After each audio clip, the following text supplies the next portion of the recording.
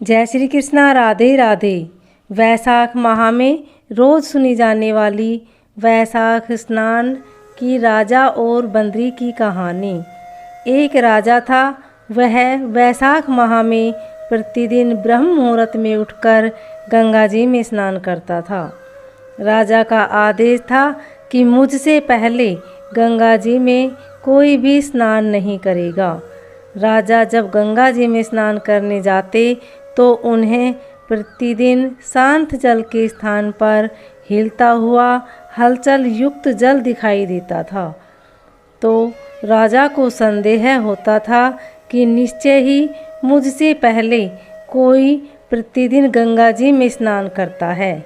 अतः राजा ने नदी के तट पर पहरेदार बिठा दिए। गंगा जी के तट पर एक वृक्ष था, उस पर एक बंदरिया रहती थी। वह प्रतिदिन राजा के स्नान करने से पूर्व स्नान करके वृक्ष पर चढ़कर बैठ जाती थी।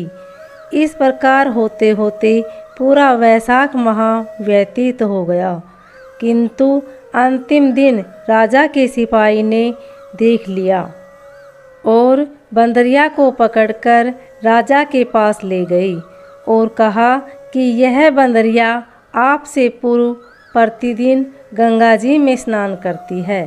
उधर राजा की प्रतिज्ञा थी कि यदि कोई भी स्त्री मुझसे पूर्व स्नान करती होगी तो मैं उससे विवाह कर लूँगा। इसलिए राजा को बांदरी के साथ विवाह करना ही पड़ा। वैशाख स्नान के पुण्य से बंदरी के गर्भ ठहर गया। 9 माह पूर्व होने पर बंदरी ने राजा से पूछा कि शिशु जन्म के समय मुझे क्या करना चाहिए। तब राजा ने महल में एक घंटी लगवा दी और बंदरी से कहा कि जब तुम्हें दर्द हो तो उसे बजा देना, मैं संपूर्ण प्रबंध कर दूंगा। राजा की अन्य रानियां भी थीं, उनकी कोई संतान नहीं थी। बांदरी को गर्भ है, यह समाचार जानकर अन्य रानियां मन ही मन बांदरी से ईर्ष्या करने लगी और भावी संतान का नाश करने हेतु विभिन्न योजनाएं बनाने लगी। घंटी लगी देखकर एक रानी ने बंदरी से इसका कारण पूछा। बंदरी ने संपूर्ण वृत्तांत बताया। रानी ने बहकाया कि एक बार घंटी बजाकर तो देख ले कि राजा आते हैं या नहीं। बंदरी ने घंटी बजाई तो राजा दौड़े दौड़े महल में आए और घंटी बजाने का कारण पूछा। इस पर बंदरी ने उत्तर दिया कि मैंने तो रानियों के कहने पर घंटी बजाई थी। तब रानियों ने राजा से कहा कि यह तो पशु है और न जाने कितनी बार घंटी बजाएगी। इस प्रकार यह कहकर उन्होंने घंटी को हटवा दिया। कुछ दिनों बाद बांदरी के शिशु जन्म का समय आया तो उसने अन्य रानियों से पूछा कि मैं क्या करूं। तब रानी ने कहा कि तुम आंखों पर पट्टी बांधकर सो जाओ। बांदरी के वैशाख माह के स्नान के पुण्य प्रताप के रूप में एक सुंदर पुत्र हुआ। शिशु के जन्म होते ही उसके रोने से पूर्व ही रानियों ने उसे एक टोकरी में रखकर दासी को दे दिया और आदेश दिया कि इसे नदी में बहाकर आओ और उस शिशु के स्थान पर एक पत्थर रख दिया। राजा को भी कहलवा दिया कि बंदरी ने एक पत्थर को जन्म दिया है। राजा ने सुना तो उन्होंने भी संतोष कर लिया कि जब दूसरी रानियों की कोई संतान नहीं है तो यह तो बंदरी है, इसके क्या संतान होगी। उधर दासी ने उस सुंदर शिशु को नदी में न बहाकर कुम्हार के खंदड़ में रख दिया। दूसरे दिन कुम्हार कुम्हारिन खंदड़ में आए तो वहाँ एक सुंदर शिशु को रोते हुए देखा। कुम्हार कुम्हारिन भी निसंतान थे। उन्होंने उस शिशु को अपने लिए भेजी गई भगवान की भेंट माना और बड़े प्रेम से शिशु का पालन पोषण करने लगी। कुछ बड़ा होने पर बालक को यह ज्ञात हुआ कि वह रानी बांदरी का पुत्र ही जिसको रानियों ने मरवा दिया था। एक दिन वह बालक कुम्हार के बनाए हुए मिट्टी के हाथी घोड़े लेकर पनघट पर जा बैठा और दासियों को देखकर कहने लगा कि आओ रे मेरे हाथी घोड़े, पानी पियो। जब दासियों ने यह बात सुनी तो वह हंसने लगी और बोली, अरे मूर्ख, कभी मिट्टी के हाथी घोड़े भी पानी पीते हैं क्या? इस पर उस बालक ने कहा कि कभी बंदरी के पत्थर जन्म लेता है क्या? उस बालक की यह बात दासियों ने जाकर महल में कही। तब रानियों ने दूसरे दिन विष मिलाकर लड्डू भेज दिए। ईश्वर की कृपा से लड्डू गोंद और बादाम के हो गए। उन लड्डू को खाने से उस लड़के की मृत्यु नहीं हुई।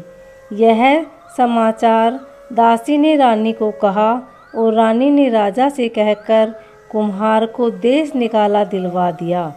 कुम्हार वन में रहने लगा। तत्पश्चात अगले वर्ष चैत्र माह में माता गणगौर के पूजन का दिन आया तो वह बंदरी का पुत्र 108 करवे और 108 गोली लेकर तथा घड़े में पानी भरकर बीच बगीचे के बाहर बैठ गया। उधर राजा की और साहूकार की पुत्रियां गणगौर बनाने के लिए मिट्टी लेने के लिए आई। तब बगीचे में खेलने और झूलने लगी। इस कारण कुछ समय बाद उन्हें प्यास लगी। तब उन्होंने उस बंदरी के पुत्र से जल पिलाने के लिए कहा तो उस बालक ने उत्तर दिया कि मेरे पास एक गोली है, उसे खाते जाओ और मेरी चारों तरफ चक्कर लगाते जाओ, तब मैं तुम्हें जल पिलाऊंगा। इस पर पहले तो कन्याओं ने मना किया, किंतु प्यास तीव्र होने के कारण मान गई।